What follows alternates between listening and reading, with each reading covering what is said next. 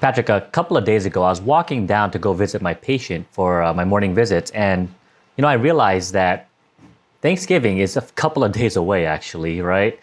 And the year is almost basically done. Like 2020 has been I'll just say it's a really, really bad year for a lot of people. And one of the things that has been happening, at least for the last couple of days now, is that I have been contemplating whether or not I have made accomplishments for this year, right? In the beginning of the year, I had set goals for myself. This is what I want to do. This is what I want to accomplish. And the fact that I didn't necessarily get to achieve those goals made me get this sense of pressure within myself. What I mean by that is that, for example, I've been on this journey, like an entrepreneurial journey, this self-fulfilling actualization, realization of trying to figure things out for myself. And a part of me feels like I'm no closer to where I was a year ago to where I am today. And I kind of feel like this is something that I talk to you about off camera a lot. And I want to find a way to really not have to deal with this. Because our last video, motivation, right? I listen to a lot of motivational personal development audiobooks. And one of the biggest pressures that I feel is that I feel like I'm not meeting up to my own expectations, to my own values, to my own capabilities. And what I mean by that is, for example, these motivational topics is like, as long as you put the effort in, as long as you work hard, you hustle, you make these goals, you create these lists. And I feel like I'm doing that, and yet again, I'm no closer to where I was, a year ago when I first decided I wanted to make a change in my life. And that pressure is slowly starting to get towards me, right? The year's almost done. What do I have to really show for it? And that's the part that bothers me. And it's this pressure, this personal pressure. No one's pressuring me. My mom doesn't pressure me. You don't pressure me. Friends don't pressure me. It's my own personal pressure to where I feel like I am not meeting up to my own expectations. And I don't know how to really get out of it. We all put pressure on ourselves, be perceived a certain way, right? Like people do it to themselves all the time. Am I good enough for my friends? Am I good enough for whatever? And how do I stack up against everyone else? That's part of life. It's part of the way that our society has groomed us, in my opinion. I feel like you're mixing so many different, multiple efforts and pushing it all together and trying to make some spaghetti stick to the wall. And you're like, nothing's sticking. And you're like, what's wrong, right? Like it's as if like you have too many goals, too many lists, too many expectations, and things like that. I mean, every time we talk, I feel like I've used this phrase for you, you're just in an exploration mode. My expectation of you from the beginning of the year was to accomplish nothing. Accomplish in a sense of, what is that accomplishment? Like, you have a video that went viral, you've made a boatload of money, or you have multiple income streams. None of that. I think accomplishment-wise, I wasn't expecting anything because you were in exploration mode. And, you were still just kind of figuring things out. So I don't know, man, like, what are the pressures that you're putting on yourself? What were your expectations? It's basically the concept of what it means to be successful, okay? And I feel like this is a Western civilization or first world problem, right? I mean, other countries don't even think about trying to be successful. Their first priority is, do I have shelter? Do I have food? Am I going to live through the next day, right? There's other countries who are dealing with like war, for example, or some atrocities that are going on within their own country. But within our personal bubble, in this case, the United States, we, at least right now, I feel that there's just so much pressure for everyone to try and be successful. And let's just face it, what does it mean to be successful in our culture? Money. Do you make a lot of money? Are you an influencer, right? Let's just face it, influential, like Instagrammers, YouTubers are a big thing. That's like the number one I want to be when I grow up, is an influencer. And 3 is status. And I've never been this type of person before, and that's the part that bothers me. In a sense, right? Because even back in a couple of years ago, I never really had those aspirations, those ambitions. I kind of felt like life was just, you go to work, you get a job, and you live happily ever after with your partner. But at some point, the minute after my separation with my ex, I suddenly had this innate drive to like prove her wrong, which ended up becoming me trying to be successful. It reminds me of that movie, The Matrix, Patrick. where I think his name was Cyrus or Cypher, I forget the bad guy's name, okay? He's having dinner with one of the Smith agents and he's eating a steak and he's really enjoying the meal. And at one part he says, the one part that he said was ignorance is bliss. Because that's such an eye-opening thing for, let's say, a lot of people, where the minute you implant this seed within your brain, we can't get out of it. So again, my feelings of that pressure of wanting to be successful, I can no longer stop. I cannot just say, you know what, I quit. I'm done with this YouTube live, this podcasting, this photography, and I'm just going to go back to what I was doing before. I can't go back to that anymore, man. You know, and that's the part that's the pressure I feel. If I don't make it, if I don't sell my photography, if we don't make it big in podcasting, my YouTube channel, then what? Do I just go back to my old life? At the beginning of the year, what did you expect though? Like, what were you expecting out of your aspirations and your entrepreneurial and figuring yourself out? And that's the thing, Pat. I don't know. Right? We talked about this actually, and we talk about a lot of stuff, I know, but it's that concept of why, right? The internal motivation versus the external motivation, which was from our previous video. I don't know why I'm doing anything, and that's the part that honestly it brings me to really, really contemplate, like, what is it that I'm doing? Why do I want to be successful? Why do I want to make money? Why do I want to have status?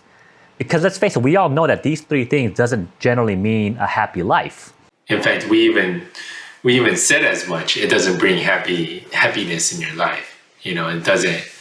By the way, your cats started wrestling each other. And that's pretty cute. I saw the background. So for everyone seeing this, you know, we might just get viral because of your cats playing cute. So I'm gonna level with you. And I think for all the exploration that you did, some of it had conflicting points in your life, as helpful as it was, to the point where now you've mixed yourself up in everything that you've discovered about yourself, which is not a bad thing. It just is something that you need to realize, okay? So what do I mean by that? The top three things to be successful that you pointed out. The reality is that list is 100 long. There is no, those top three, the definitions of the top three kind of successful things are only because that is what fit on a headline or a cover. Okay. The lists and the goals and do this and do that and just, if you keep trying, you're gonna make it. Don't worry. There's a lot of that motivation and helpful material, but it needs direction. It doesn't give you direction, which is, I think, something that overall, if we were to, as we break this down, you don't have your direction set yet. Your compass is still going round and round in circles. Right? It's looking for its north, basically. And that's where, or you've been going on every single coordinate path you can, or cardinal direction path you can, north, south, east, west, and let me explain it in a different way. In my industry right now, in transportation, there's this phase where I call adoption. And we researched a lot of things, and now we're in adoption, which means we need to adopt what we've researched and we found that was good. Okay, so they usually say best practices, or let's just say we figured out a way to implement this project faster that everyone can do. Okay, so the entire industry should do it, and you need to adopt that practice. And I think that's where kind of you're starting to make that shift from research. You've researched everything, you tried things out, you experimented, you read up on articles, and you're moving to this adoption phase where you're trying to really integrate it into your life. Because nothing right now has fully been integrated to define you a little bit more. And what I tell people about the adoption phase, Brian, is that it could be going straight, sideways, backwards. It could feel like it's not going anywhere at all, but just know that it's still moving as long as you're still moving, right? And this is more for like an entire industry, and I'm going around talking to, different crowds and things like that, and engineers. And so the context is different, but I think the phase is still applicable. If you treat this year as a research year, right? And usually with research, you end up with some sort of thesis that becomes your direction. I think that's where you're going to get into soon in your life. So from me, from an outside perspective, looking at you, you've kind of explored, you're like a PhD student. What am I going to do my PhD thesis on? I don't know. I know it's something in this area. There's 20 different ways that can go. How does that sound as it applies to you, as it applies to defining you for 2020? In a way, yes, because you're right. I have tried a lot of different things. And I mean, between the combination of 2019 and 2020, where I started learning how to do software development, for example, didn't really like it. Thought maybe let's try and do designing next, like for example, UX or UI, which is kind of an interesting field. But I'm like, you know what? It's not something that I want to parlay in either.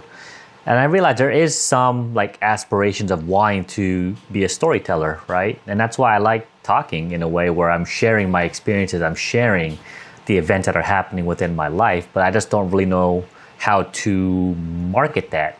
So for example, you know that I have a, quote, a travel channel on my other YouTube where I go on, let's say, hiking trips or little camping trips here and there. I ask myself, why am I doing this? Why am I putting all this effort into something that's not exactly gaining any traction? Because one is like, I really like making these videos. I want to showcase to the people who don't necessarily go out to travel why they should come out to this particular hike or why they should go out and venture on this specific like day trip, is because I enjoy sharing that aspect of my life with other people. And so going back to what you were saying, the compass thing, it makes sense. Like I feel like I am all over the place, but I'm slowly starting to narrow things down.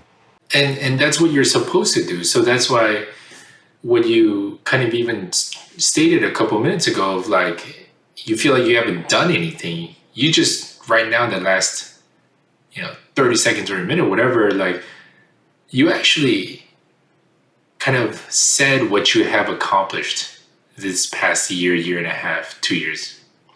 You figured out what you like, what you don't like, what you're good at, what you don't want to do, what you sort of want to do. You figured out where your skills are, where your abilities are. You figured out a little bit more of what your passion is. As much as we say, don't follow your passion, there's a part of you that's looking at, what do you like to do? What do you really like? And what do you want to share? That kind of comes out to your passion. So in that sense, I mean, Brian, I think I'll say this from a different angle. You've grown a lot. So the level of maturity because of the gaps you had from breaking up with your ex that you need to fill yourself have actually defined you. So just even picking yourself up and getting out of your rut, that was a faster recovery time than I've ever seen you do before, right? So if you think about all your significant moments in your life, how long did it take you to get moving again, right? Get out of depression, get out of sadness, loneliness. Like you still have moments of it, but to get out of that initial hump, right? That initial dip and valley. And you could be on your way up. You could be a little bit on the bottom part, trying to come up. But wherever you put yourself on that path, the time frame was shorter. At least in my perspective. I mean, do you feel that you still kind of like, am I wrong, or what do you think? Like, No, I think you're right. It's just funny because, outside looking in, it's always easier, right? For me, I felt like I haven't changed much. I mean, you do see those gains, but you just feel like it's not gaining momentum fast enough, right? But I realized, like, really, really analyzing and breaking it down, like I did learn a lot of new skill sets this whole year, right? The whole video editing process, for example, and just being able to market and gain the confidence to example, showcase my photos on Etsy to kind of hopefully start selling my pictures. go even a step deeper, which is Toastmasters, as much as you like speaking, as much as you like storytelling, your Toastmasters experience was probably one of the pure positive moments that came out of this, and the confidence you got, the way you speak, the ability for you to even transfer thought to paper to words, okay? Because you're blogging, you're writing, and the descriptions and SEO, right? So you've built those skill sets in the last year and a half. Brian, there are people who will say they're communication experts that don't understand that stuff. Okay, so put it in perspective. Not everyone can learn as fast as you just learned all those things. At the same time, pick yourself up after a breakup, and then even kind of just relearning and redefining gaps that were originally filled by someone else in your life, right? Financial management, whatever, you name it, right? Like you had to learn whether or not you had health insurance and things like that. When you put that into perspective, what is the time frame that's lapsed? Like how long are we talking about, Brian? Is it? This was 2018 in October, actually. So it's been basically 2 years now since that whole ordeal has happened. It's 2 years, but then you started your journey kind of, I think it was midway through 2019, right? Like really getting back into things without just kind of day in and day out. So your journey started then. That compressed time frame, Brian, that's huge, man. Like that's what you call endurance. And that's what it, when you think about all those motivational things about like how you got better because you could pick yourself up after you failed or something happened, right? Like think about it from that perspective. You picked yourself up faster than you have before. And you recognize what not to focus on. And, as much as you went through your ups and downs, right? And it took a lot for you to get out of it. But it still is a pretty big accomplishment, right? I mean, do you feel like I'm just blowing hot air at you and trying to make you feel better? I appreciate that, man. It really makes you feel good, right? So thank you for that. But it still feels like I haven't succeeded, right? So going back to that topic of success, right? I still feel like, granted, yes, I am a better communicator now. I'm a better speaker. I'm a better video editor. But so what, right? It hasn't translated to financial success. It hasn't translated to status or what's the status or power, right? I'm still technically the same person I am, just a little bit more confident. Whoopie-doo, right? So for the this is okay. Well, for everyone that just kind of like watched that little clip, this is pretty funny to me because for all the things that we try to put a positive message out there, Brian is beating himself up over something pretty important, and he's like, whoop-de-doo, like other people are like, man, I just want to get to that point. I just want to be able to say, yeah, I did accomplish things, and other people are stuck in their rut. They're not able to get out of it, right? And so what you just kind of whoop-de-dooed is like huge accomplishment or a huge milestone other people want to get. You know what I mean? Yeah. So let's not downplay that too much because you got to take your wins where you have them. You know what? You make a very good point about that. It's that whole concept of just you hit this goal, then all right, I'm good enough. What's the next goal? All right, what's the next goal? It's like at least for me, so going exactly what you said, this is a good, winnable, achievable goal for a lot of people that they just have to work on, right? So at least it's a skill that you can work on, put in the effort. And then I guess for me, what I'm trying to learn is that appreciation of just having enough, right? But then I've always been, again, we're always told to keep working, to keep striving, to keep pushing to be successful. And again, that's hard because there's this one book I was listening to. It's called Tools for Titans, written by Tim Ferriss, who's the author of the 4-Hour Workweek. I don't know if you've read that book or heard about it. And there's this one segment where he's like a Wall Street banker, right? And he just at some point he just said, fuck it, F it. I can't do this anymore. I quit. Because he realizes like the success of making money and that prestige and that status is not necessarily applicable to like achieving happiness in life.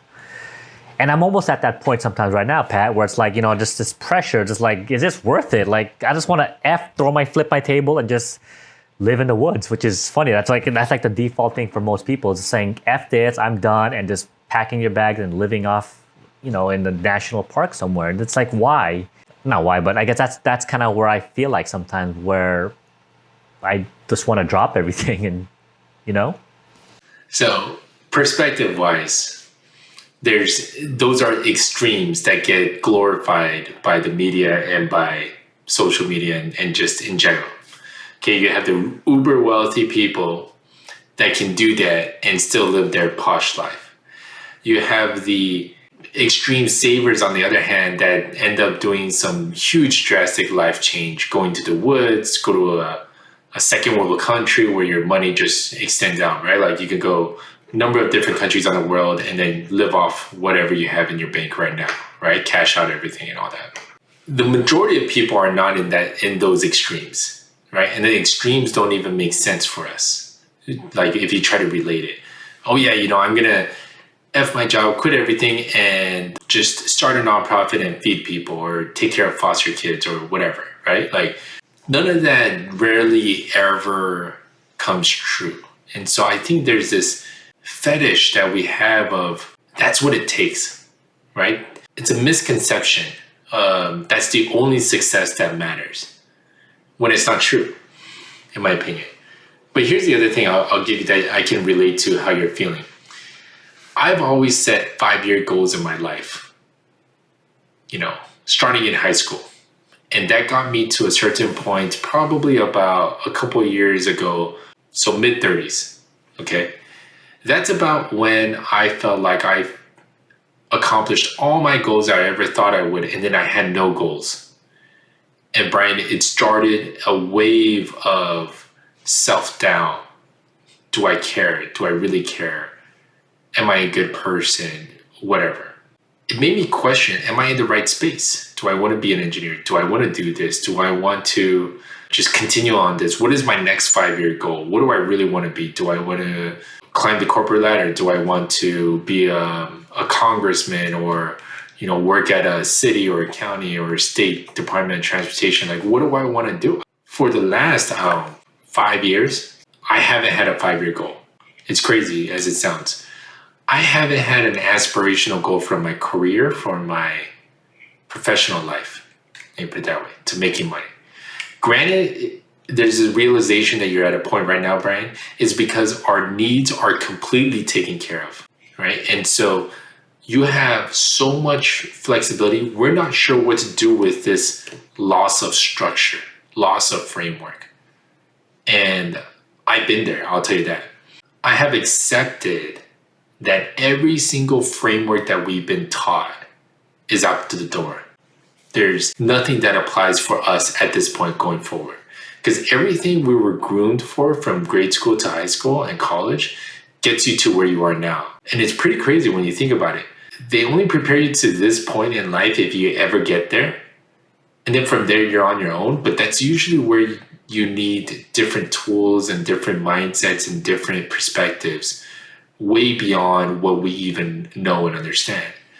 So I can tell you that I have the hardest thing for me right now is, what do I do next? I don't have a clear answer. I haven't had a clear answer for the last 5 years, right? Like I know what to do on a personal side. I got married, I had a kid, raising that. So there's a sense of responsibility, sure. On a professional career, status, power, I started to question, like, do I really care? Is that making a difference, right? And so it kind of makes me say no. I'm at a point where I'm like, is it really interesting? The motivation isn't there. You know what I mean? So like, I gotta say, you're at a point where I found myself a couple of years ago, and it made me realize you have to ditch the frameworks, ditch the goals. As cliche as it sounds, define your own version of success, but nothing that you listen to or hear or people tell you is going to create that for you. You can't follow a guideline on that. It doesn't work. I've tried it. Literally, I've tried to map out 5 different career paths. I tried to think about how do I get 3 different income streams or stuff like that. And then in the midst, getting married, losing my dad, having a baby, like every now and then, just kind of, I get moments at work I'm bored, and then something excites me, So it's all there. I feel you because I've been there. I am still there in a sense. I don't really have this grand plan. My sense of accomplishment is less and less tied to my income, is maybe, or status. Like, you know what I mean? It just, I feel you, but those self-help and all that, it's not gonna work. I mean, I feel like it's a realization. Like, I know that it's my own problem, right? But I feel like maybe this is something that a lot of people go through as well, but they don't know how to really express themselves, or they don't want to come off as weak, right? Because, for example, I say like, Patrick, I can't do this anymore. For example, if I said that to you, I don't want to look like a quitter, right? That's one of my biggest, I don't call it a fear, but that my biggest drawback is like, I don't want to be that person who just gave up and said, I can't do it, right? So in your case, you could say the only thing that I can continue to do is just continue to move forward. I can just continue to get better at making these videos. And I guess what we brought about in many of our other topics is don't try so much to tie your results to the external effects, like the views, the watch time, and things like that. Just to continue to do what you enjoy doing, and hopefully that will eventually translate to your definition, or in this case, my definition of what it means to be successful. No, I hear you, Brian. And so, the other thing that you'll have to reconcile with yourself is now you should actually be able to set some sort of goal. And I think that's why you haven't felt like you feel like you haven't accomplished anything, because you really didn't have a goal. You didn't have a direction. Your compass was still going around in circles. So maybe now, man, that sounded cliche, but maybe now you can define one goal. Nothing extravagant, nothing super big, but those baby steps, so to speak. At least you're in a better position now because you know where you're going to focus your energy. You know where you're going to do it, right? And quitting is not a bad thing, or failing is not a bad thing, right? And you mentioned entrepreneur. People will tell you have to fail. Failure is one of the best life lessons, and if you do it in a way that you bounce back, even better. And I think that's the most important thing, is that we want people to make sure that they can bounce back from anything, from a low point in their life, a failure or perceived failure, too much pressure on yourself, whatever it may be. Bouncing back is probably more important and more applicable than whether or not you achieve the goals that you sent out. So we appreciate you taking a listen. Make sure you subscribe, watch some of our other videos that are coming up on the screen right now. And we just ask you to stick with us. We won't be recording another episode for next weekend. So Thanksgiving week is coming upon us, and we'll be coming back to you after Thanksgiving. So thanks, everyone, and join us again on another episode of the Introspection Hour with Brian and Patrick. All right, see you guys.